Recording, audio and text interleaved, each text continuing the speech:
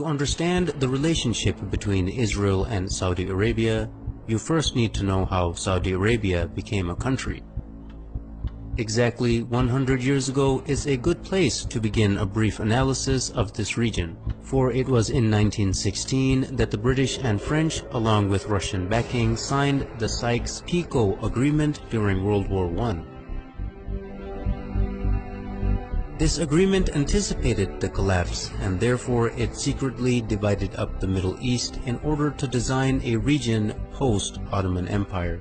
In 1917, the year following the agreement, the Zionists had gained sufficient influence and control over the British government to get it to issue the Balfour Declaration, which promised Jews a homeland in Palestine.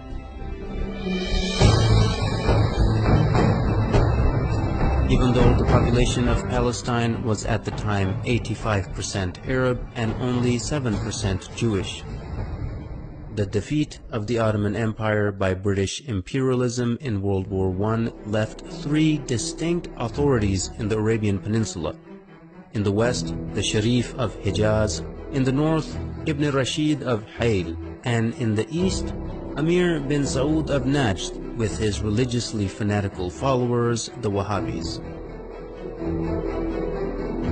Britain got the most help from the Sharif of Hijaz, who led the Arab revolt against the Ottomans and helped the British defeat them. In return for his support, the British had agreed and promised him the establishment of a single Arabian country from Gaza to the Persian Gulf. After the war, however, Britain did not keep its promises. Instead, it drew up the Sykes-Picot Agreement and issued the Balfour Declaration. The Sharif was discontent with this betrayal and told the British that he would never sell out Palestine to the Empire's Balfour Declaration. He would never allow the establishment of a Zionist state in Palestine or accept the new random borders drawn across Arabia by British and French imperialists.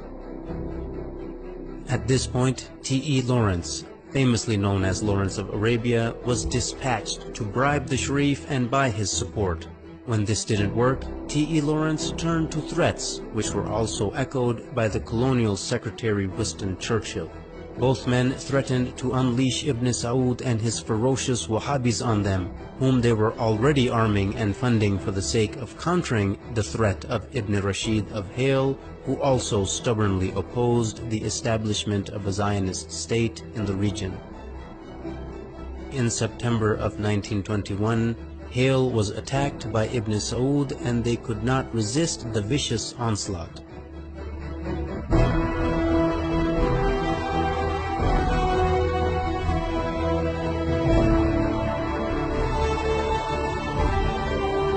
They officially surrendered in November of 1921. Hayl had dissolved into a colony of the Sultanate of Najd. By March 1924, the British realized that Sharif Hussein would not back down, so they unleashed Ibn Saud and his armies on the Hijazi territory as well. Within weeks, the forces of Ibn Saud and his Wahhabi followers began to administer what the British Foreign Secretary Lord Curzon called the final kick to Sharif Hussein and ruthlessly attacked Hijazi territory.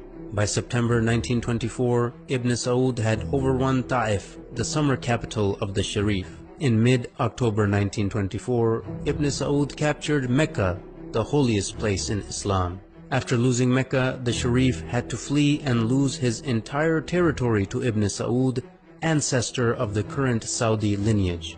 In January 1925, Ibn Saud had begun his siege of Jeddah, and the city finally surrendered in December 1925, bringing an end to over 1,000 years of caliphate rule which had begun after the demise of Prophet Muhammad. In February 1926, the new unified Wahhabi state was rebranded by the empire in 1932 as the Kingdom of Saudi Arabia. As you can see right from the start, the man who as a matter of principle opposed a Zionist state in Palestine was kicked out of his own land, yet the man who was willing to allow a Zionist state to be created was paid off handsomely and given an entire new country to exploit and dominate. Even today, any nation that is opposed to the legitimacy of the Zionist entity are being destroyed one by one, while the nations that support the existence of the Zionist entity, like Saudi Arabia, are being compensated handsomely for their subservience. Are there any similarities between the Wahhabi and Zionist ideologies, who seem to be completely opposite, but both the creations of the British Empire?